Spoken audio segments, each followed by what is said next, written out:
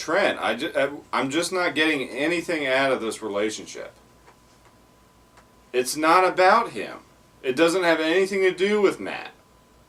No, it's about you, Trent, and you not doing what you're supposed to do in this relationship. Listen, I gotta go. I'll call you later. Sorry about that, gentlemen. Gotta do what I gotta do.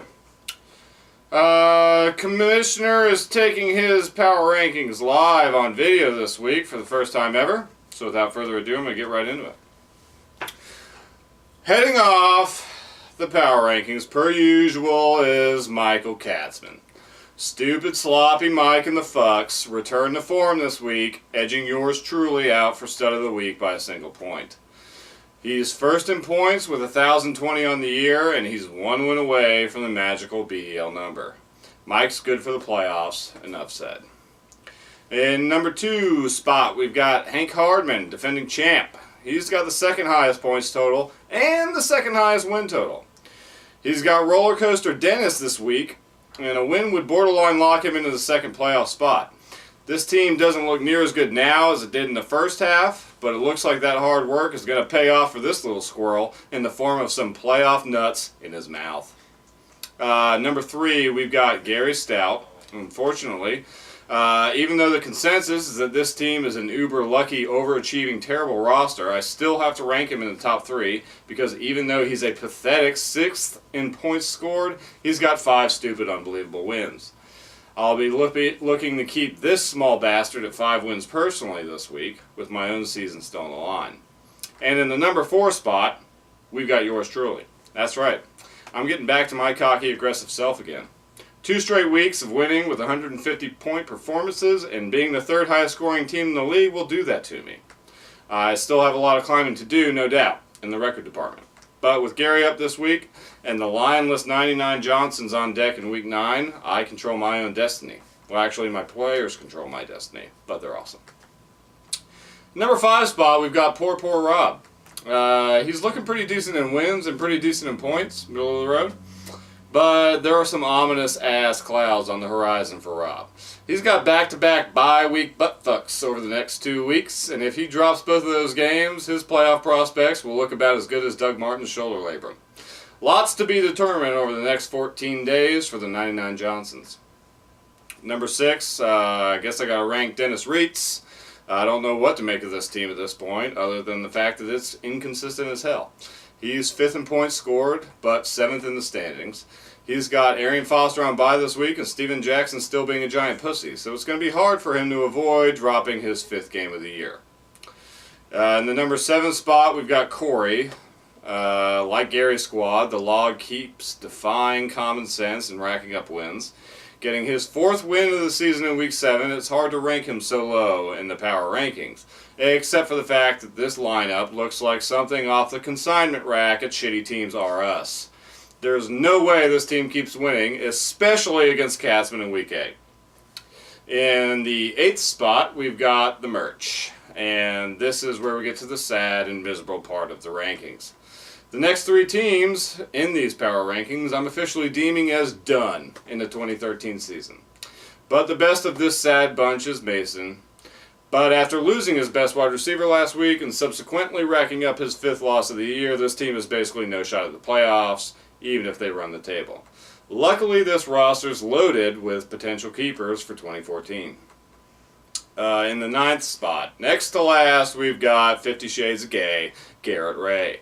Even though he's following up his record-setting terrible performance of 2012 with another record-setting terrible performance in 2013, Garrett's team still looks like it could improve over the second half of the year. Not that that matters. All that matters is that Garrett owes us all $10.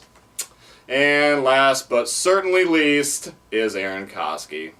The consensus bottom rung on the BDL totem pole just fell well short of triple digits again and earned his 4th Bitch of the Week this year. We haven't seen a team this bad in a while. Unfortunately, it does not look like this roster has any potential keepers for 2014. But Koski will almost certainly have his pick of the litter out of the sloppy seconds for the rest of the league. And that wraps it up. Good luck in week 8, except for you, Smallman. Rob, will you cut the camera? You got it. Hey, Matt. Yeah, I talked to him. Yeah, he took it hard, but I did what had to be done. Love you. See you next week.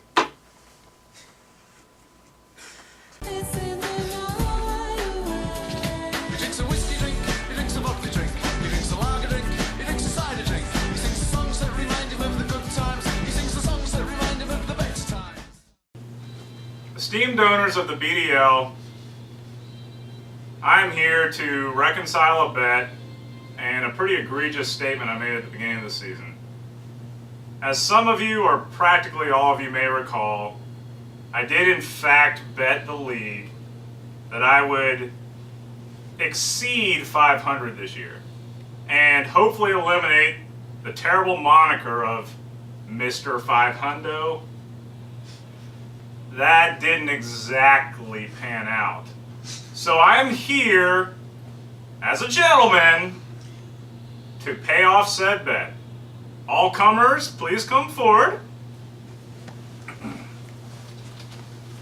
Esteemed Commish, I knew you would be the first.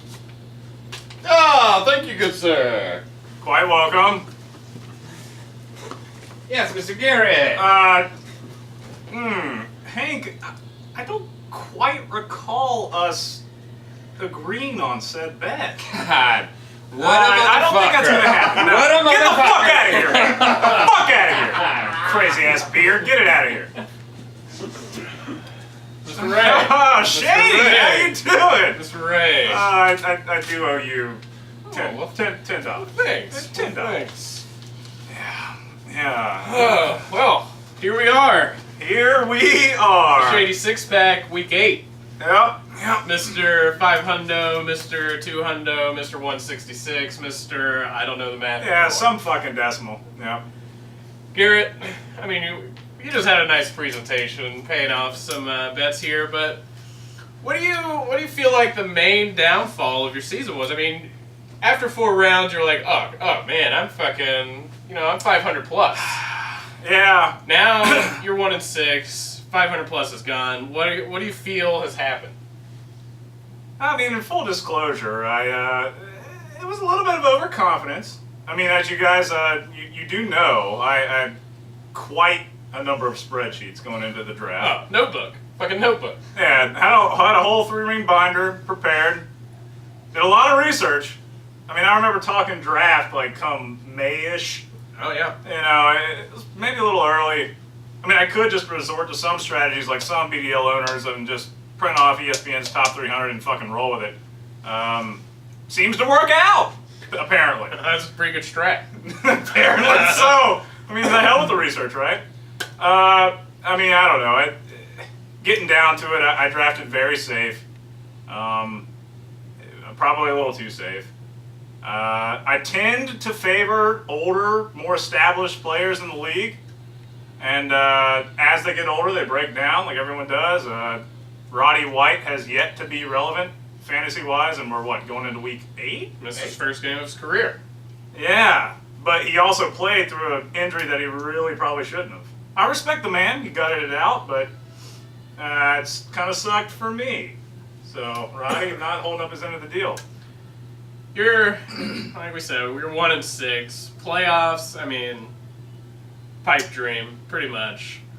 Hell would have to freeze over for playoffs. What do you, with that more or less out of the equation, what are you looking to get out of the 2013 BDL season?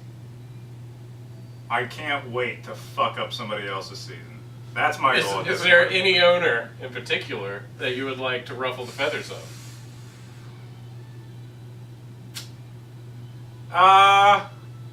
Who do I hate more? At this point, I would have to say, really, I mean, I gotta have it out for the Smallman. Yeah. He just got done getting a ridiculous win over me. I mean, underperformance across the board. It's Then again, we also have, we have the commish, right? He's talked about the fact that is he a demigod? Is he the god? What's going on? I mean, come on, fucking commish. Has the cockiness reached a breaching point where, have you revolution? Are we talking revolution? Have you seen his fucking office? I know. Fucking I mean, how does he afford that? penthouse How does he suite, afford view it? of Charlotte, and he Yeah. has this fucking Yeah, look at the sweet this skyline gay there. lover on the wall in that place. I know. And somehow he got Forte drug deals going on, I tell you. There is something shady going on in Commission Town. Something's going on. Something's going on. Garrett, there was a decision to make on draft day, and at the time it was a pretty difficult decision. You know, that second pick came around. We were disclaiming keepers. Yeah. You had a choice to keep Jimmy Graham, and you didn't. Let me drink again. You went with Aaron Rodgers instead. What with Aaron? Yep. Turned around, shipped Aaron Rodgers out for. There was a reason for that. Cam Newton. There's a reason for that. So, in some kind of crazy way, you traded Jimmy Graham for Cam Newton. Yep. True statement. How? Why? What? All right. The why. I'll address the why first. The how is much more complicated. The why is pretty simple. Okay. As I previously alluded to, I did a ton of research, right? I simulated every possible draft scenario. I'm telling you, gentlemen, I simulated it down to the wire, everything. I mean, I was the guy who was aggressive in round 14. However, every single time when I kept Jimmy Graham in my mock drafts, I hated the look of my team. I absolutely hated it. At the time, everyone was focusing on running back heavy this year, running back heavy. By the time it got to the third round, the pick of the running backs was so dreadful. It was. And you have to remember, Chris I endured an injured Jimmy Graham last year. He was still very solid, but I had a couple sketchy weeks that, again, got me the moniker Mr. 500. Come on. So I was a little butthurt to begin with. Just real quick. Okay. A couple of games didn't get you the moniker Mr. 500. I'm gonna say maybe a couple of seasons. I mean, we're not just like, select picking like 4 or 5 games. If we want to do the whole Bill Parcells things, you are what your record is. Okay, I'll own up to that. I am what my record is. I'm 1-6, and I am pretty shitty. However, I'm still gonna set my lineup every week, gentlemen. So bring it on, Koski. Continue. Right. Is that who you're matched up with this week? I do play Koski. It's going to be an atrocious game for the league to endure. Sounds But like we another- shall do battle. Sounds like another toilet bowl matchup. No, it is the toilet bowl. It matchup. is the It toilet is bowl. the toilet bowl. I mean, you really couldn't get, at this point, any two more pitiful, desperate owners. But that doesn't mean that it doesn't matter to me. It matters to me, Shady. I understand. There's some reputation I to can help. guarantee you it matters to the other owner too. I mean, here's the thing, though. Here's the coup de grace. At this point, I can still obtain a 500 record. It's possible. I can It win is. out, and You I can basically do the same I've done every year. You could Hey, let's just start again. You could end up wrecking shop. on 2014, anyone? some playoff hopes. Oh, I can't wait to wreck playoff hopes.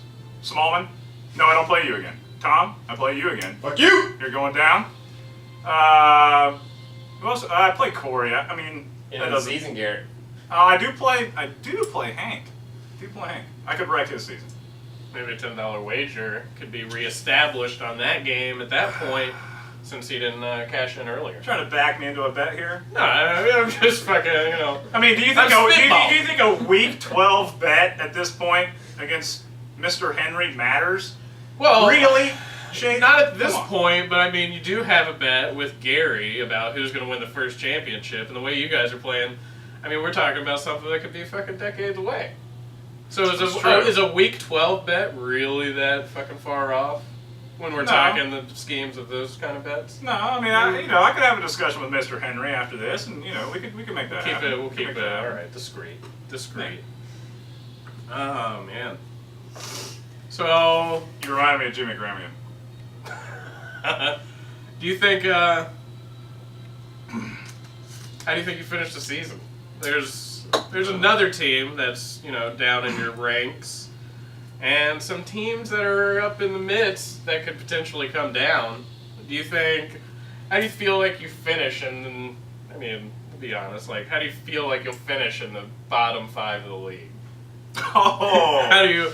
what a dick. Do you think you'll be in the top half of that bottom 5? Bottom half of that bottom 5? I mean, you know, I have to believe that, you know, look, I mean, I think I've made some fairly decent trades. I've tried to salvage my pathetic team at this point. You know, I was able to convince Katzman to get me Demaryius Thomas on. Probably didn't pay full value for that. I probably didn't pay full value. Do you think that was pity? I hope it's not pity. I mean, I hope. I mean, I've known Michael for quite a while. He's a pretty straight up and down kind of guy. I hope he was giving me full value. So what he thought full value was. All right. I mean, maybe it was pity. Shit. I mean, I haven't talked to actually I mean, Michael since the trade. So Given maybe the backstory that you guys have been friends a while, I mean, I wouldn't be surprised. Oh, you cut me on. Oh. I never even considered that, actually. I thought I was getting full market value. I thought I was at the winning deal here.